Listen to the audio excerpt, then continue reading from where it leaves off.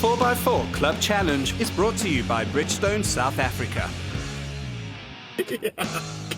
Welcome to round 5 of the 2013 Bridgestone 4x4 Club Challenge, where near-standard 4x4s duke it out for top honours.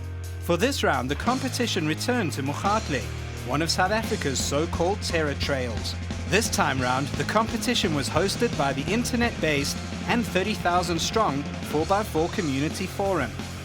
Supported by Tuffstuff 4x4 Insurance Products, the event drew one of the biggest fields of the year so far, ranging from very experienced crews to a few nervous first-timers. But enough of the chit-chat. Let's get rolling on the action, since there's quite a lot of it on the menu on this event. Before we get down and dirty, the customary scrutineering. This is the Jolly Good Times Mahindra Thar of Yuri de Priya and Wayne Harvey. As always, the vehicle is thoroughly checked by the marshals for safety and for any alterations or modifications that may give the team an unfair advantage. But we're not here to show you the admin process. Instead, let's head to obstacle 1 of round 5 of the Bridgestone 4x4 Club Challenge.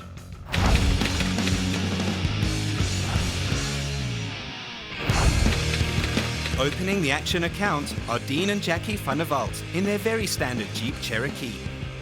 Obstacle 1 is an axle twisting and narrow affair, and a good way to start a tough day behind the steering wheel. After discussing some options here, Dean takes to the obstacle, while Jackie shows him the way. It all goes rather splendidly until the last gate. Without diff locks, the Jeep momentarily grinds to a halt, the left front wheel in the air. Eventually, he manages to find some grip, and the Cherokee makes it up, taking out a pole along the way. Here is Car 3. Well, it's a crew member from Car 3, but she's on foot. Oh wait, here's Car 3 now, officially piloted by Chris and Desmond Stain. The lovely lady explains. We went past obstacle number 2, and those people didn't want to tell us where obstacle number 1 was. Nice plan, lads. Sending the lovely colour-coded lady by foot to find the obstacles. Well, anyway, Mr. Stain explains. Well, we didn't follow the signs correctly. We had too many GPSs in the car. Okay, so here's hoping the actual obstacle driving is better than their navigation. Chris is as focused as a politician on his or her entertainment allowance, Stop. while Desmond provides some direction from outside. At that last gate, Chris bags some big airtime, and oh crikey, he takes out a pole on the way up. This may turn out to be a long day for the 4x4 community teams.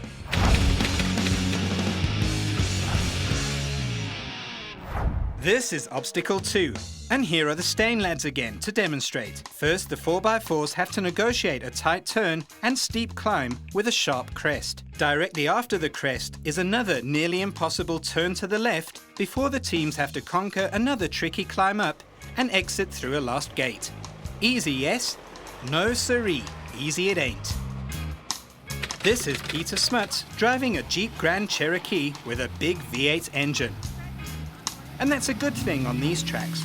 With his wife Audrey watching from the sidelines, Peter clears that V8's throat and he successfully scales the first climb.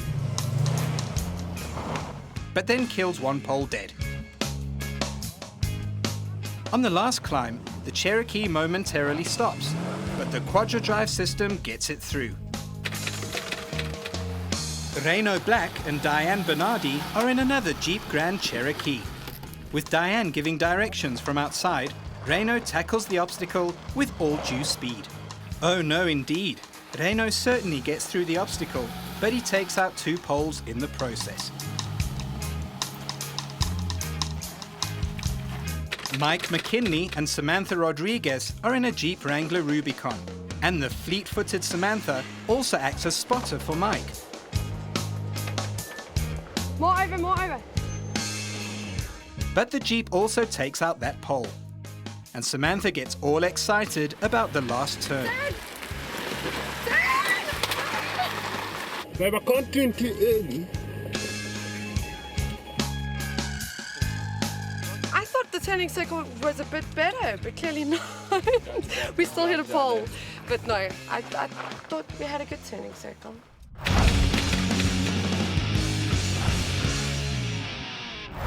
Marius Dreyer and Cecilia Muller decide to fit a rooftop tent to their Land Rover Discovery 3, just in case they find a cool place to camp along the route. Anyway, so there goes Marius. It's a long obstacle, looping round an outcrop of bush, with some peculiar angles to contend with, especially with a rooftop tent fitted. With Cecilia showing him the way, Marius does a splendid job of showing off his Disco's traction control system as the left front wheel becomes very airborne. Marius successfully conquers the steep descent and exits the last gate with maximum points. Splendid job.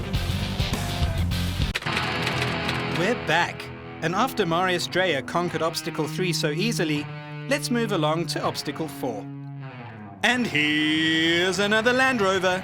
It's a Defender, and it's piloted by Ben van Dijk and Craig Roscher. First, the crew has to negotiate a tight turn down a big step, but unfortunately, a Defender and an oil tanker share the same turning circle, so Ben has to reverse to try and make that turn.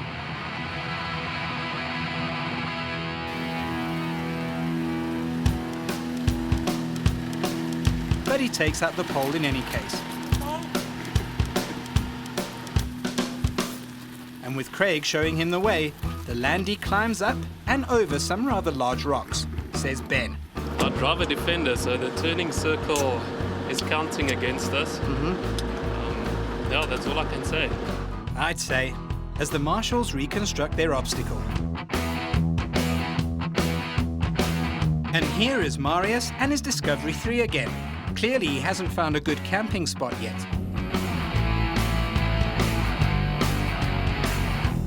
With Cecilia showing him the lines, Marius dispatches the first part of the obstacle with relative ease.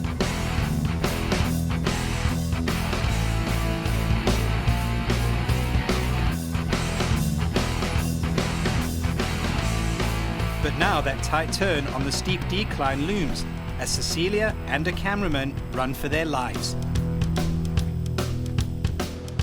But at the next gate, oh no, the heavy Landy slides down the slope and connects with a pole.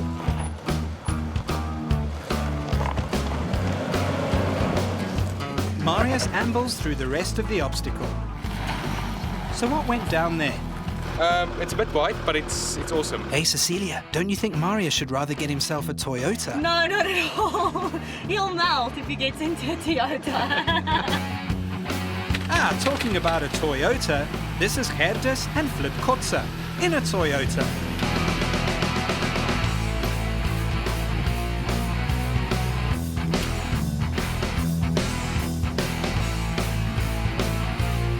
With Herdus, a picture of concentration, the Hilux most successfully dispatches the first part of the obstacle. With Flip lending a helping hand, Herdus makes that tight turn most brilliantly. But at the next gate, the Hilux just tickles the pole. That was a very good effort though, guys.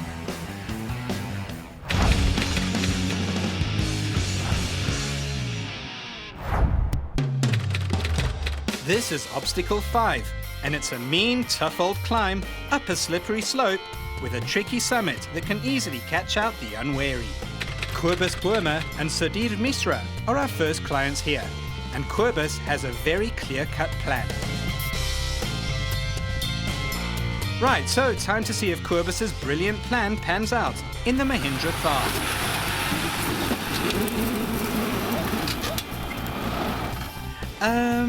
No. The Thar just doesn't make it up. So what to do next?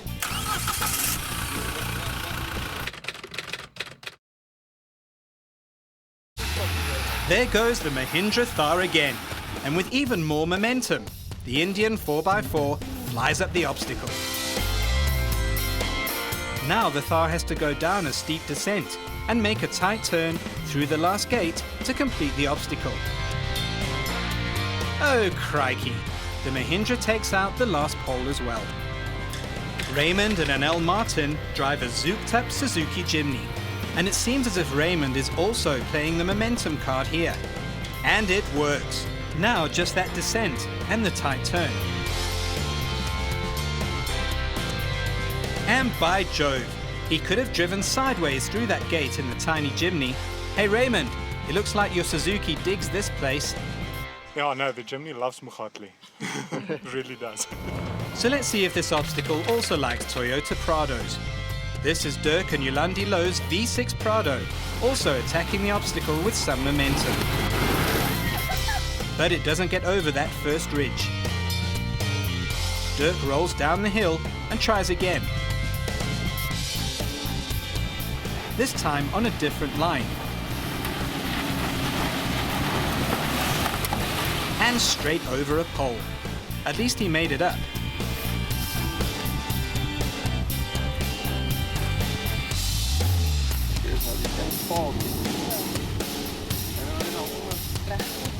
Down goes the Prado, and now it's just that last tight gate.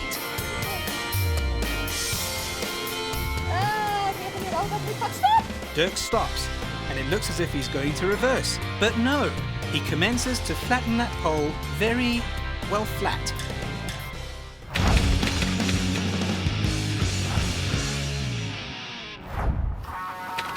We stick with Dirk and Yolandi's Prado for the next obstacle.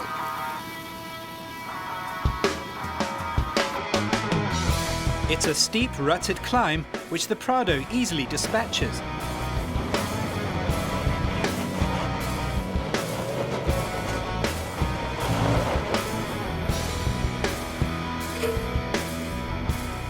Followed by a steep but straightforward descent, and a final exit through a narrow gate.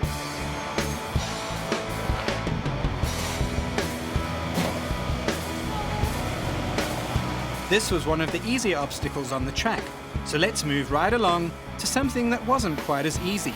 Well, not for everyone at least.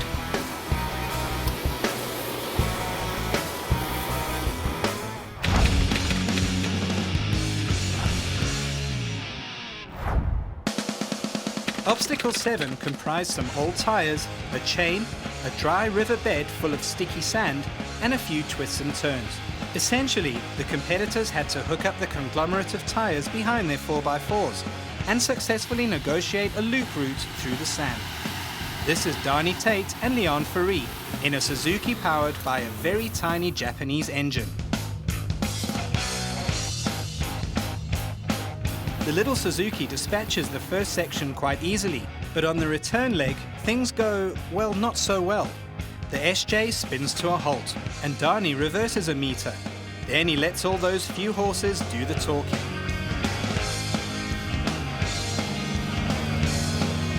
And slowly, oh so slowly, so very slowly, the Suzuki spins its way to the finishing line.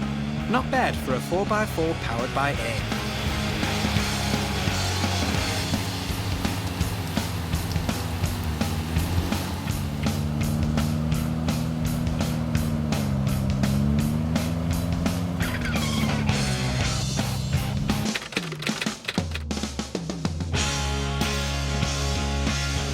We're back at Moegatle with the 4x4 Community Forum and Tuffstuff Insurance Products. Next is Obstacle 8. And here's Dani Tate and his brave little Suzuki again. This obstacle comprises a short but slippery climb, a tight U-turn around a tree, followed by a steep descent and an exit through narrow gates. It's all in a day's work for Dani and the SJ.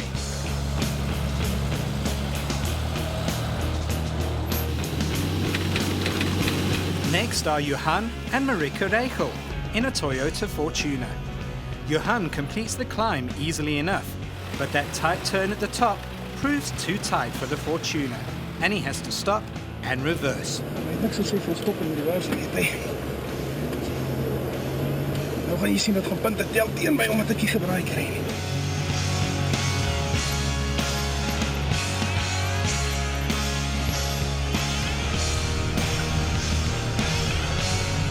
With a wheel in the air, the Fortuner finishes the obstacle in style. But that stop and reverse has cost the team some points.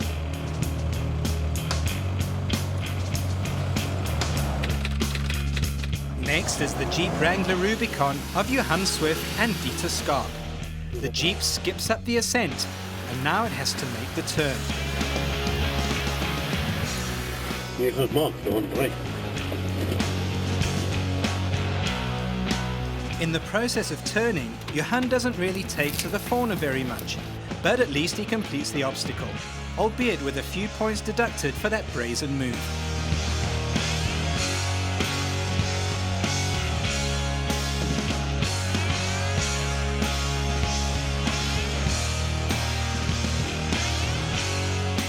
Richard Marcus and AJ Deploy are next in line with their Mitsubishi Triton. Richard tackles the climb at a rather spectacular rate of knots.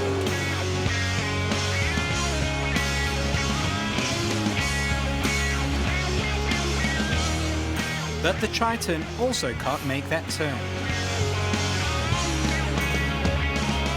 After a stop and reverse, the Bucky completes the descent without incurring any additional penalties.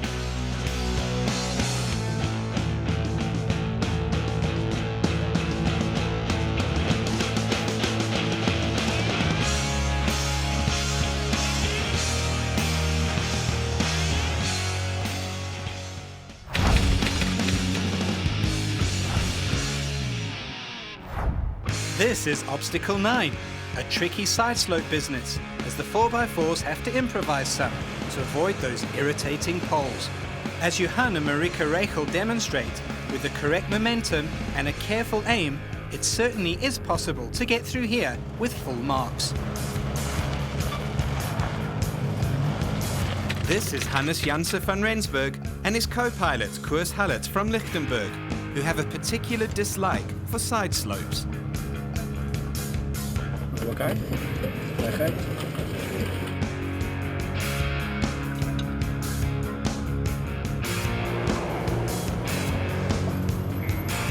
Landy goes through, and by Jove, he gets through on all fours. Well done.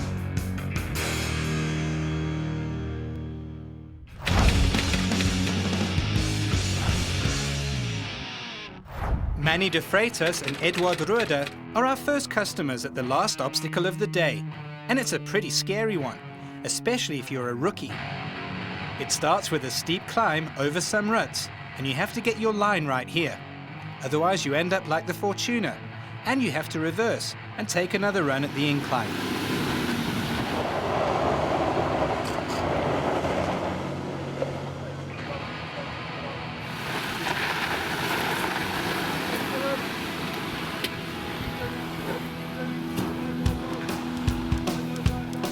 At the top, there's a tight turn, followed by an interesting descent between those omnipresent poles, says Manny. Very nice day, very intense, very stressful, but very nice day, great fun. This is the experienced team of Sean Niemand and Johan van Niekerk in a Jeep Wrangler. Watch as Sean and Johan demonstrate the ideal lines and momentum to complete this obstacle with maximum points.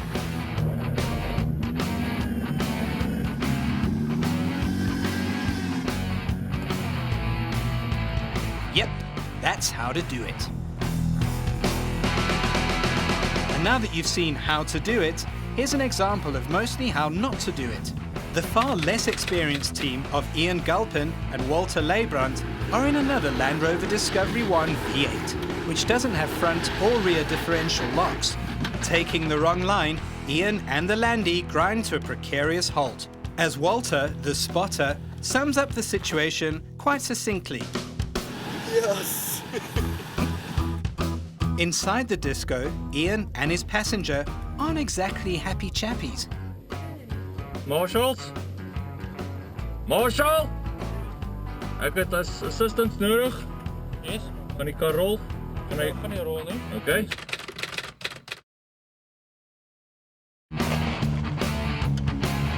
After a lengthy discussion on all the options, the Landy reverses down the slope. Now with the marshal showing Ian the correct line, he should make it up. But oh dear, he does not.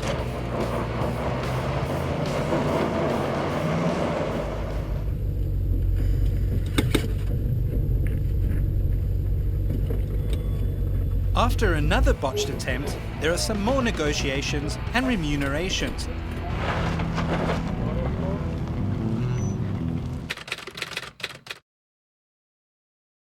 But But the Landy doesn't seem to like this obstacle one little bit.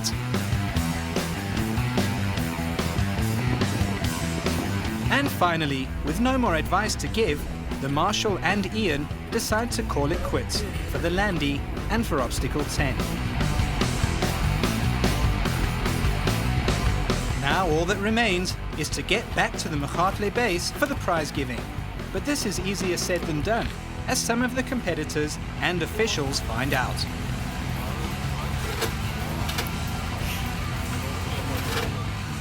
At the Moegatle base, the mood is jovial indeed.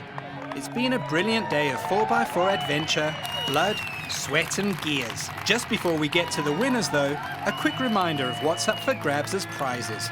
The 3 podium finishers respectively get a 10,000 Rand gift voucher from Bridgestone, a set of Light Force spotlights from Opposite Lock, and a hand winch, also courtesy of Opposite Lock. An environmental prize to the value of 2,000 Rand goes to the most environmentally friendly team.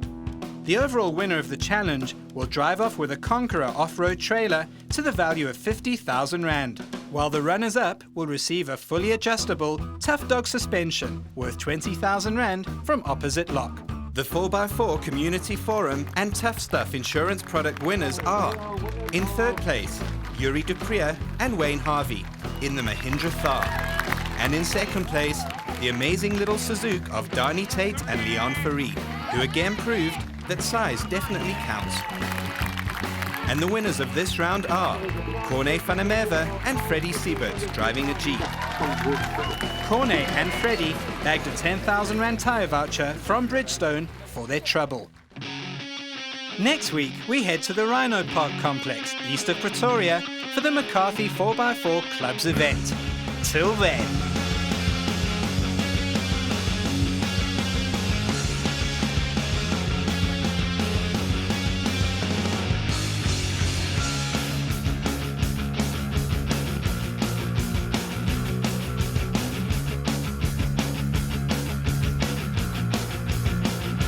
The 4x4 Club Challenge was brought to you by Bridgestone. Your journey, our passion.